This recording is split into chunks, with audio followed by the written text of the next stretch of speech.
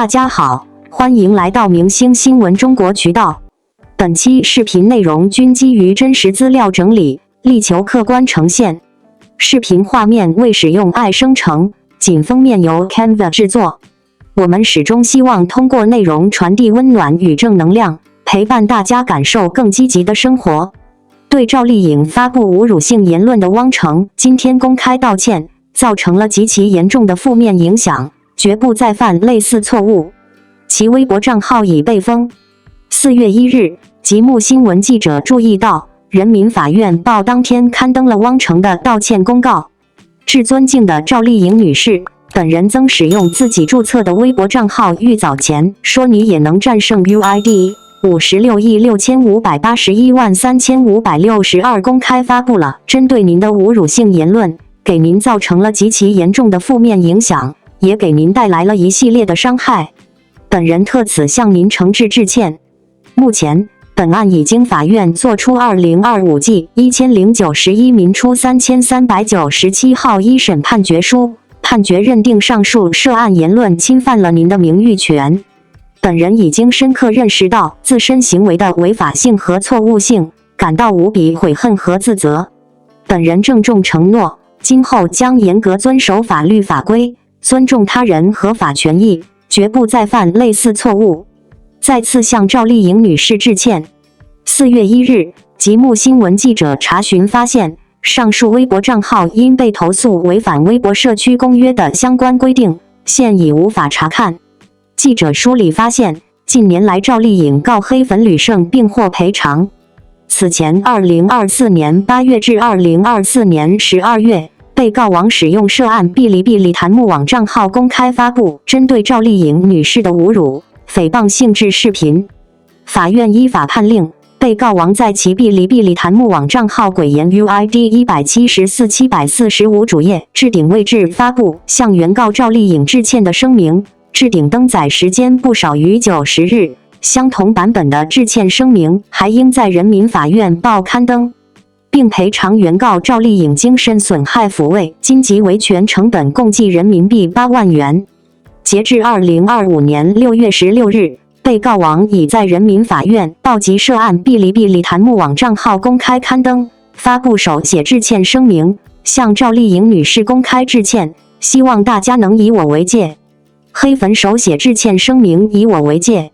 更早前的2022年10月至2023年9月期间，被告李使用涉案微博账号公开发布多篇针对赵丽颖女士的博文，文字均为对赵丽颖女士的贬损内容。2024年4月23日，法院一审宣判，被告李于判决生效之日起10日内通过微博公开向原告赵丽颖赔礼道歉，发布期间未自对外发布之日起持续不少于30日，并赔偿原告赵丽颖相应的精神损害抚慰金及合理维权费用共计5万5千元。上述判决生效后，被告李于期未履行判决内容，赵丽颖女士遂委托本律师事务所启动强制执行申请程序。法院已对本案案款执行完毕，并依法于2024年7月4日在人民法院报刊登本案被告李致歉声明。公开资料显示，赵丽颖1987年10月16日出生于河北省廊坊市。2011年，赵丽颖因在古装剧《陆贞传奇》中饰演女主角陆贞而开始受到广泛关注。目前微博粉丝高达9200多万，抖音粉丝3200多万。2024年，赵丽颖在演艺事业上取得了显著的成就，接连获得了多个重要奖项。其凭借饰演《风吹半夏》中的许半夏一角，获得飞天奖优秀女演员奖、金鹰奖最佳女主角奖。代表作还有《知否知否应是绿肥红瘦楚乔传花千骨》等。因在电影《第20条》中的出色表现，她获得第37届大众电影百花奖的最佳女配角奖。在这个信息爆炸、情绪极易被放大的时代，这则关于汪程公开道歉的消息，其实远不只是一纸声明那么简单。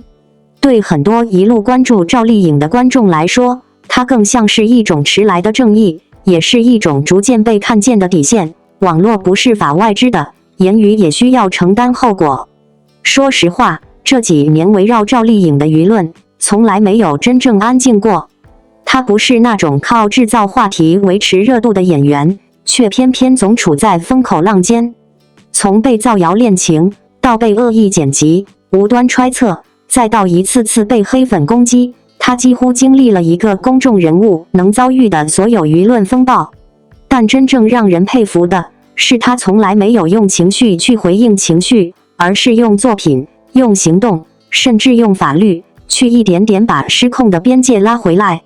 这一次汪程的道歉，其实就是一个很典型的案例。那些看似随手一发的侮辱性言论，背后却可能给当事人带来长期的伤害。而当法院判决侵犯名誉权成立的那一刻，事情的性质就已经彻底改变，这不再是简单的网络争执，而是明确的违法行为。很多人或许直到这一刻才真正意识到，所谓黑粉并不是一个可以随便自嘲或调侃的身份，而是一种需要承担法律责任的行为。更值得注意的是，这并不是孤立。过去几年，从微博到 B 站，从文字到视频，多起针对赵丽颖的侵权案件，几乎都以她胜诉告终。有人可能会说，这是不是太较真？但如果换个角度想，一个演员如果连最基本的名誉权都无法维护，那他又如何安心创作、安心工作？真正健康的环境，从来不是靠忍耐维持的，而是靠规则建立的。而赵丽颖恰恰做了一件很多人做不到的事，她没有选择沉默，也没有选择情绪化反击，而是用一种相对克制但坚定的方式，去一次次划清界限。这种清醒，其实比任何激烈的回应都更有力量。从观众的角度来看，这些年看着她一步步走来，感受是很复杂的。早期的她是花千骨里那个让人心疼的小骨，是楚乔传里倔强不屈的楚乔，是知否里隐忍聪慧的明兰。那时候大家喜欢她，多半是因为角色带来的共鸣。但到了后来，风吹半夏的许半夏，第20条里的角色，让人看到的是一个演员真正的成长，不再只是讨喜，而是有厚度、有力量。也正因为如此，当现实中的她面对恶意时，观众反而更容易产生一种角色与本人重叠的情绪。那个在剧里一次次逆风翻盘的女性，在现实里也同样没有退让。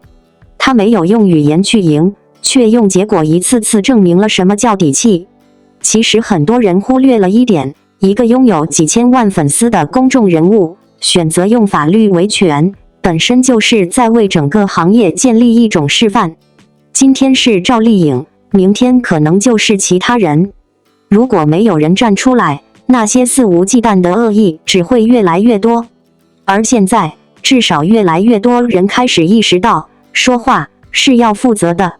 再回到这次事件本身，汪程在道歉中提到极其严重的负面影响无比、悔恨和自责。这些词或许在纸面上显得有些公式化，但背后其实是一整套现实后果。账号被封、公开道歉、判决记录在案，这种代价远比一时的情绪发泄要沉重得多。对普通观众来说，这件事带来的启示也很直接，我们每个人都可能是信息的传播者，但不该成为伤害的制造者。喜欢一个人可以热烈，不喜欢一个人也可以保持距离，但不需要用恶意去证明自己的存在感。而对赵丽颖来说，这一切或许只是她漫长职业生涯中的一个小插曲。她依然在拍戏，在尝试新的角色，在不断突破自己的边界。那些喧嚣的声音来来去去，但真正留下来的始终是作品，是角色，是时间沉淀后的认可。有时候会觉得，她身上最打动人的地方，并不是顶流这个标签，而是一种很少见的稳定感，不被流言牵着走，不被情绪裹挟，知道自己要什么，也知道该如何守住什么。所以，当看到这类道歉公告时，比起单纯的解气，更多的是一种踏实。原来正义是可以被一点点落实的，规则是可以被认真执行的，而一个演员的尊严，也确实是值得被保护的。也许这才是这件事真正的意义所在。2026第4周剧集，小城大事双榜夺冠，赵丽颖热度领跑。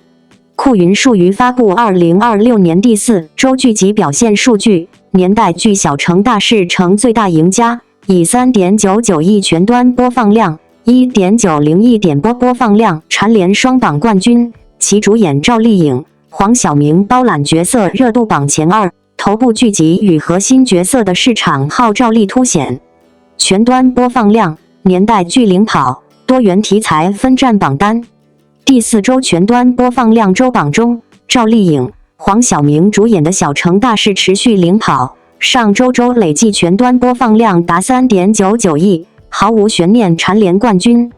该剧开播后表现强势，截至目前已斩获14个全端播放量日关，热播期累计全端播放量突破5亿，集均播放量更是突破2000万，成为近期市场关注度最高的剧集之一。革命历史剧《人民的选择》紧随其后，以2亿的周累计全端播放量位列第2名，凭借厚重的题材底蕴收获稳定收视。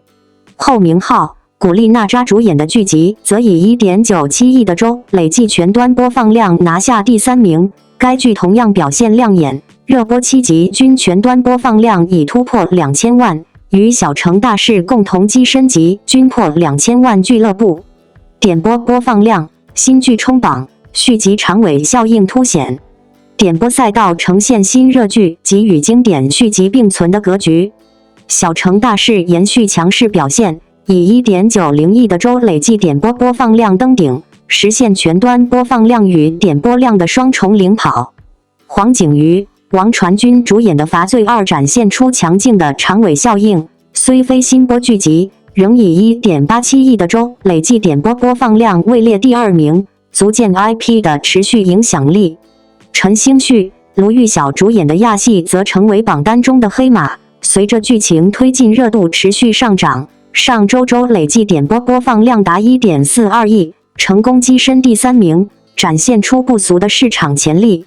角色热度，小城大事承包冠亚，新人角色突围。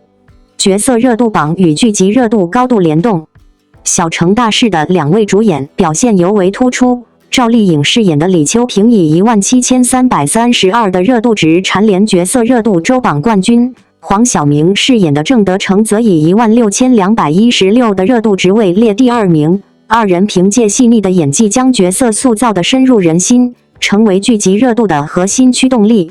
亚戏的热度上涨同样带动角色出圈，卢玉晓饰演的胡修以 15879 的热度值位列第3名，其角色形象引发观众广泛讨论，成为推动剧集热度攀升的重要因素。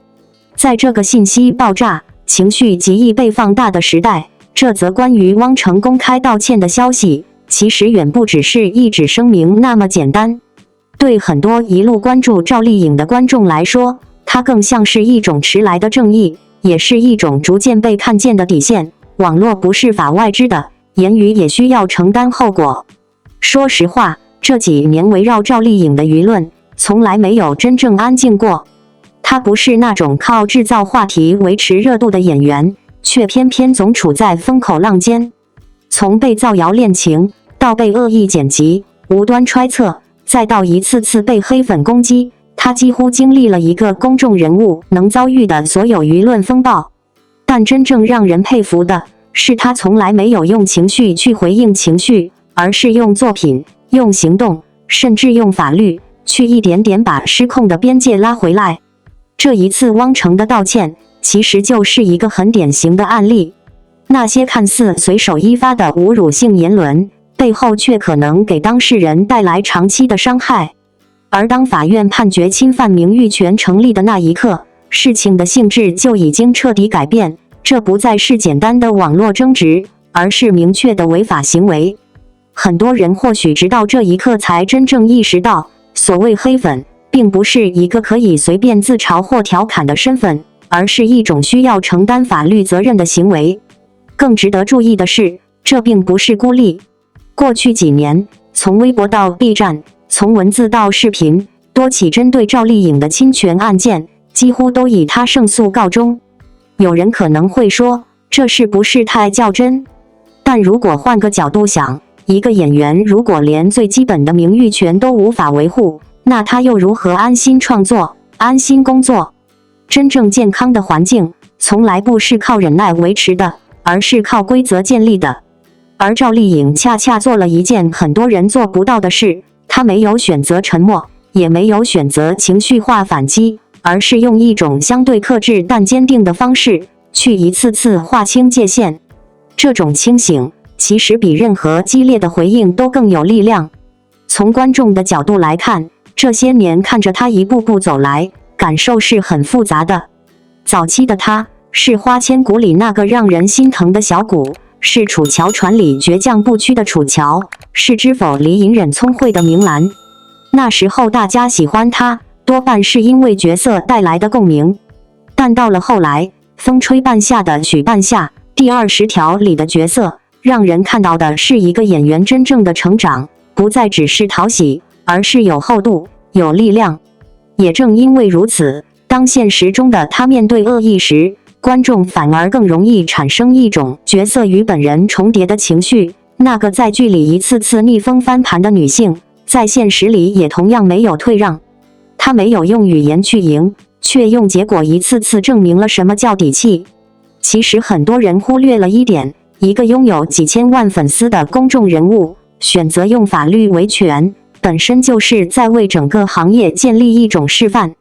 今天是赵丽颖，明天可能就是其他人。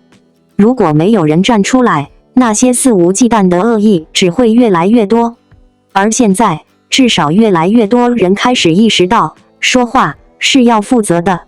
再回到这次事件本身，汪程在道歉中提到极其严重的负面影响无比悔恨和自责，这些词或许在纸面上显得有些公式化，但背后其实是一整套现实后果。账号被封，公开道歉，判决记录在案，这种代价远比一时的情绪发泄要沉重得多。对普通观众来说，这件事带来的启示也很直接，我们每个人都可能是信息的传播者，但不该成为伤害的制造者。喜欢一个人可以热烈，不喜欢一个人也可以保持距离，但不需要用恶意去证明自己的存在感。而对赵丽颖来说，这一切或许只是她漫长职业生涯中的一个小插曲。她依然在拍戏，在尝试新的角色，在不断突破自己的边界。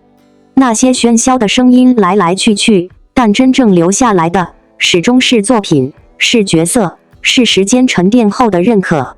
有时候会觉得，她身上最打动人的地方，并不是顶流这个标签，而是一种很少见的稳定感，不被流言牵着走，不被情绪裹挟，知道自己要什么，也知道该如何守住什么。所以，当看到这类道歉公告时，比起单纯的解气，更多的是一种踏实。原来正义是可以被一点点落实的，规则是可以被认真执行的，而一个演员的尊严，也确实是值得被保护的。也许这才是这件事真正的意义所在。如果说一部剧的爆火可以用数据漂亮来形容，那么小成大事的表现已经远远超出了漂亮的范畴，更像是一种带着温度的、扎实落地的全民共鸣。而在这场共鸣的中心，毫无疑问是赵丽颖。说实话，这几年观众早就被各种爆款轰炸的有点疲惫了，热度来得快，去得也快，角色还没来得及真正走进人心，就已经被下一个话题取代。但小成大事不一样，它不是靠噱头冲上去的，而是靠一场一场戏，一点一点情绪慢慢堆出来的。这种慢热型爆发反而更难得，也更说明问题。赵丽颖在剧中饰演的李秋萍，表面看是一个普通年代剧女性角色，但真正打动人的是她把普通演出了层次。她没有刻意去拔高角色，也没有用力去煽情，而是用一种非常克制却极具穿透力的表演方式，让观众在不知不觉中被带进去。有几场戏尤其让人印象深刻，她不说话，只是一个眼神的停顿，一个呼吸的变化，就能把角色的隐忍、挣扎和那种说不出口的委屈全都传递出来。这种表演其实最考验功力，因为它几乎没有任何外在技巧可以依赖，完全靠演员对人物的理解和控制力。很多人会说，赵丽颖这些年一直在转型，但在我看来，她不是在转，而是在沉。她没有急着证明自己能演多复杂、多高深的角色，而是一步一步把表演的根基打得更稳。从早年的灵气到现在的厚度，这种变化不是一蹴而就的，而是时间一点点沉淀出来的。这也是为什么李秋萍这个角色会有这么高的热度。她不是一个设定吸引人的角色，而是一个人，有缺点，有犹豫，有情绪，也有自己的坚持。观众愿意讨论她，心疼她，其实是因为在她身上看到了某种熟悉的影子。再看整部剧的表现，其实也印证了一点，真正能留住观众的，从来不是题材本身，而是人物。年代剧这些年并不算稀缺，但能像小城大事这样同时做到播放量、点播量双双领跑的，并不多见。而这背后，核心驱动力正是角色的成立。赵丽颖和黄晓明这对组合，也意外地形成了一种很有张力的对照。一个内敛克制，一个更偏外放，但两个人在节奏上的配合却非常舒服，不抢戏，也不弱化彼此。尤其是赵丽颖，她很清楚什么时候该收，什么时候该放，这种分寸感是很多演员容易忽略，却最影响观感的部分。值得一提的是，现在观众其实越来越挑剔了，单靠流量已经很难长期维持热度，必须要有真正的内容支撑。而赵丽颖这次的表现，恰好踩在了这个点上，既有观众基础，又有作品质量，所以热度不是昙花一现，而是持续发酵。从行业角度看，这种角色带动剧集反哺角色的良性循环，其实正是市场最需要的状态。它说明观众还在认真看剧，也愿意为好的表演买单。而对赵丽颖来说，这部小城大事的意义，可能不只是又一个爆款那么简单，它更像是一个阶段性的确认他已经从被认可的演员，走向可以稳定输出好角色的演员。这种稳定，其实才是最难的，因为在这个变化极快的行业里，很多人可以红一时，但很少有人能一直被需要。而赵丽颖现在的状态，是观众会期待她的下一部作品，而不是只停留在对过去的怀念。说到底，一个演员真正的价值，不在于他有多少热搜，而在于他塑造了多少让人记得住的人物。李秋萍显然已经成为其中之一。所以当我们在看这份榜单时，或许可以换一个角度理解，这不仅仅是小城大事的胜利，也是赵丽颖用时间和作品一点点积累出来的必然结果。热度可以被制造，但共鸣不会。而赵丽颖这一次恰恰赢在了共鸣。极致付出，王一博人鱼想看破25万，极寒水下实拍太圈粉。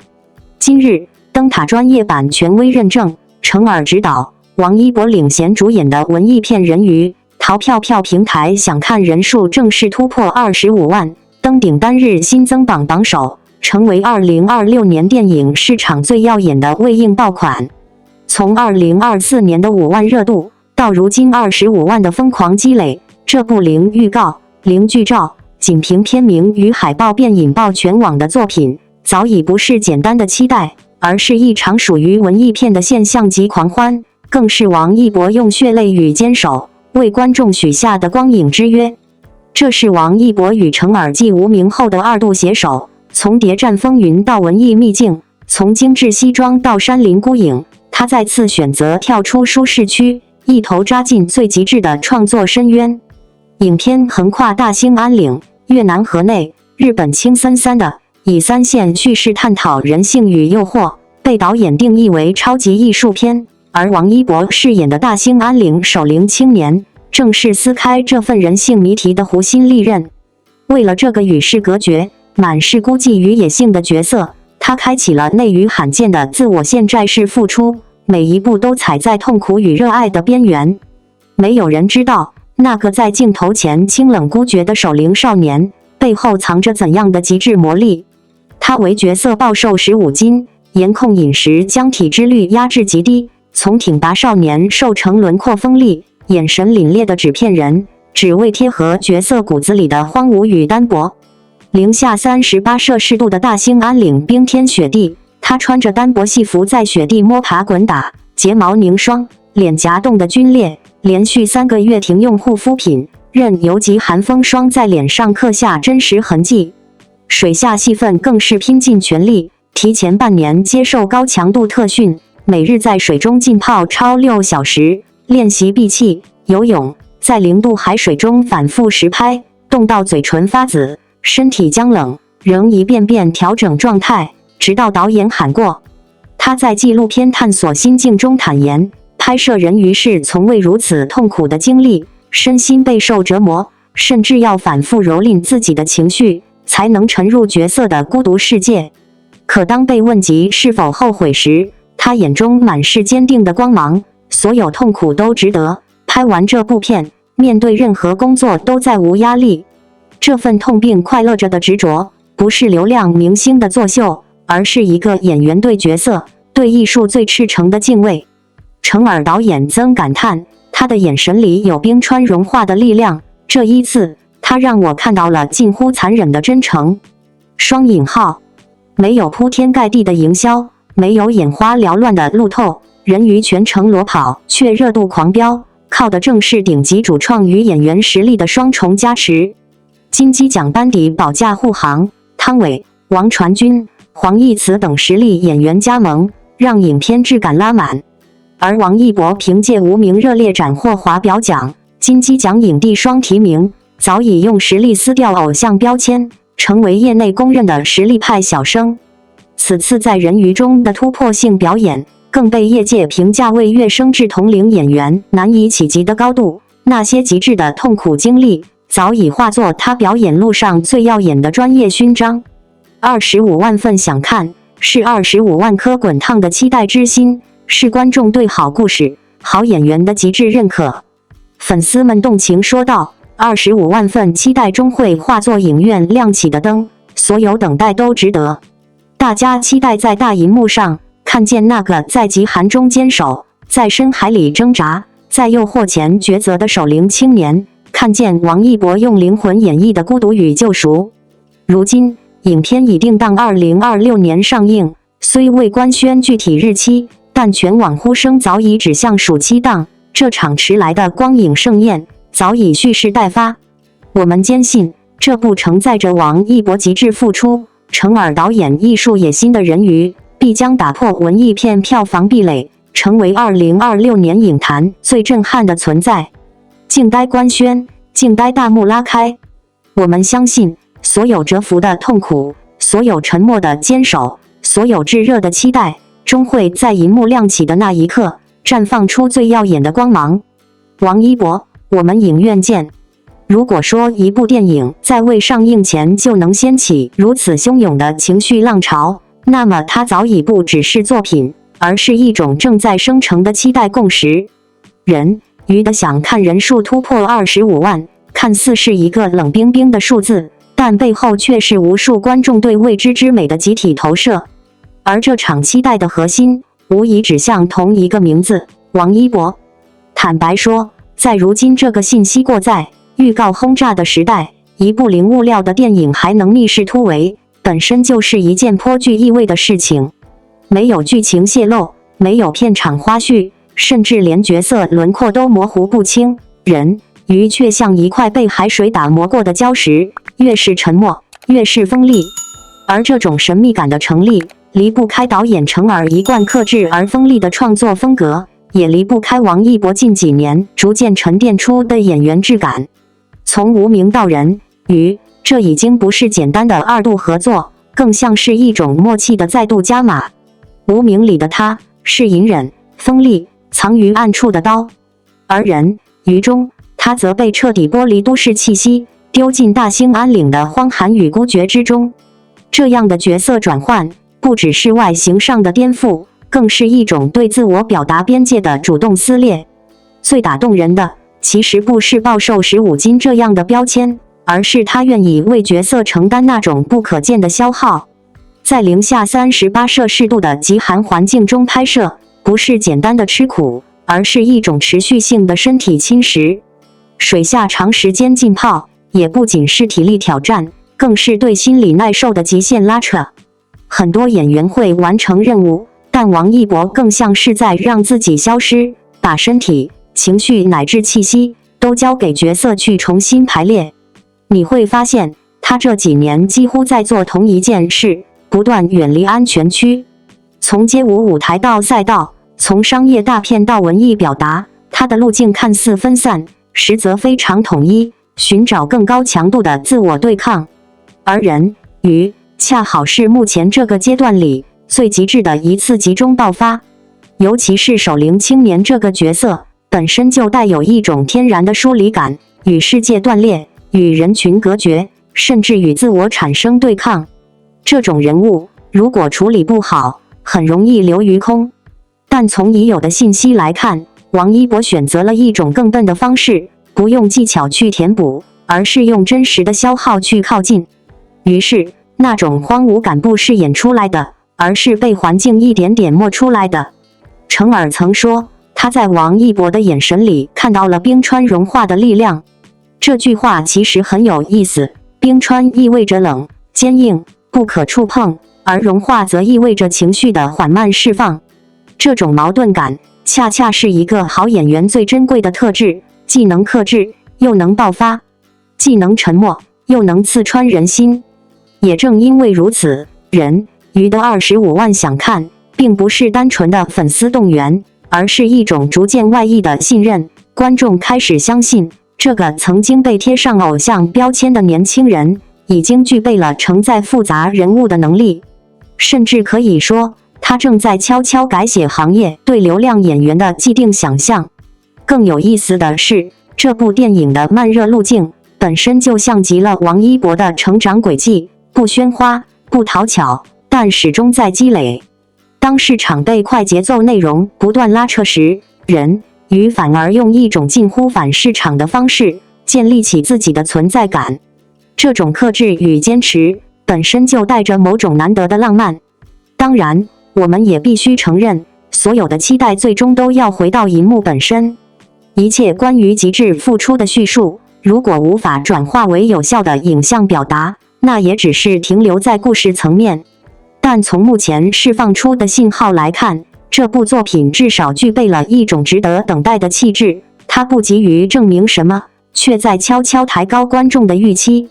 也许等到真正走进影院的那一刻，我们看到的不只是一个在极寒中生存，在水下挣扎的守灵青年，更是一个演员把自己一点点拆解，再重新拼合的过程。而这种过程本身就已经足够动人。所以，与其说我们在等待人鱼，不如说我们在等待一个更完整的王一博。当银幕亮起，那些关于寒冷、孤独、疼痛与选择的瞬间，或许会在黑暗中缓慢发光。而那一刻，你大概会明白，有些作品的价值从来不在于它有多热闹，而在于它是否真的抵达。而王一博这一次很可能已经走得更远了。王一博微博改名被嘲脱粉，笑话，真正的粉丝等的就是这一天。就在3月27日，娱乐圈发生了一件不大不小的事，王一博把微博名给改了，从 UNIQ 王一博变成了王一博 YIBO。 而在他的认证中，那行陪伴了他10几年的 UNIQ 组合成员也不见了，取而代之的是探索心境。就这么一个简单的改名，居然引发了有些人说脱粉严重。我不禁笑出声。难道你们对脱粉这个词有误解吗？这可不是简单的改个名字，这简直就是一份独立宣言。咱们不妨把时间拉长一些，看看背后的深层含义。就在改名前2天，乐华娱乐发布了一份公告，宣布要向王一博授予1250万股股份，分4年归属，股份价值超过2100万人民币。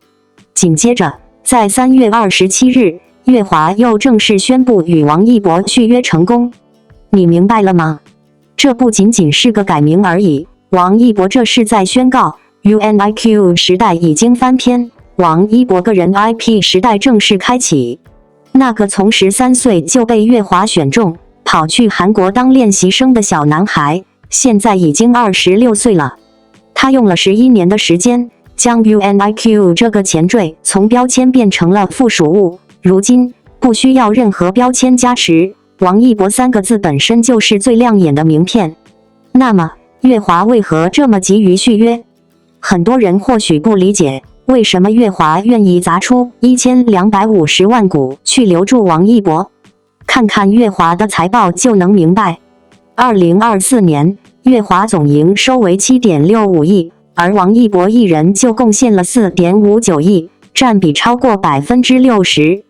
说的不好听，乐华现在就是王一博概念股，在他们的招股书中，王一博的名字一共出现了18次。而且在2026年初，网络上增风传他将不再续约，结果乐华的股价瞬间下跌了超过20%。因此，在这次续约公告中，乐华特意写得很明白，确保其续签及长期委聘对集团业务稳定至关重要。翻译成大白话就是，没有他，我真的撑不住。而那些说脱粉的人，建议你先看看硬数据。说什么改名后脱粉严重？咱们来看看真实数据。改名当天，王一博的微博主页访问量直接飙升到100万，粉丝增加了6000多个，相关话题的阅读量达到了1.8亿。这是脱粉？分明是涨粉好不好？真正喜爱王一博的人，等这一天等得有多久？从2014年 UNIQ 出道，到组合活动停滞，成员各自发展， UNIQ 这个团名早就变得名存实亡了。粉丝们心里清楚，他们追的是王一博这个人，而不是团体的名字。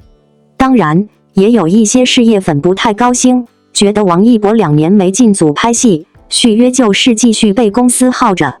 但问题是，王一博这2年在做什么？他在赛车，在攀岩，在拍纪录片探索心境，他在努力让自己活成一个不被定义的人。你觉得他在抠脚？其实他在为自己布局商业版图。2024年，他已经成立了个人工作室，并注册了王一博 YIBO 等多个核心商标，覆盖从日化用品到珠宝钟表的多个领域。续约对于王一博来说，不是妥协，而是把主动权握在了自己手中。很多人没看懂这次续约的真正意义。乐华在公告中把王一博定位为公司服务供应商，而不是签约艺人。这两者的差别可大了去了，前者意味着平等合作，而后者则是隶属关系。简而言之，王一博保留了个人工作室的独立运营权，而乐华则提供平台资源和资本支持。双方的关系从传统的经纪合约升级为股东加合作的混合模式。虽然1250万股看起来很诱人，但这笔股份是分4年给的，每年解锁25%。有些人算过，这笔钱还不到王一博单年的代言费的1/3。所以，与其说这是奖励，不如说这是乐华用金手铐把自己的顶梁柱牢牢锁住。可问题是，主动权到底掌握在谁手里呢？你看看王一博手里握着30多个高奢代言，2024年新增的12个代言中，有7个是直接与他合作的。他需要依靠乐华才能接到工作吗？显然不需要。改的是名字，没改的是他自己。再来说说改名这事。UNIQ 这个团虽然2014年出道时增风头一时，但随着时间流逝，他逐渐失去了活力。而王一博却没有停下脚步，从陈情岭的蓝忘机到无名的叶先生，再到这旧世街舞里令人热血沸腾的队长大秀，每一步都是他用自己的努力拼搏出来的。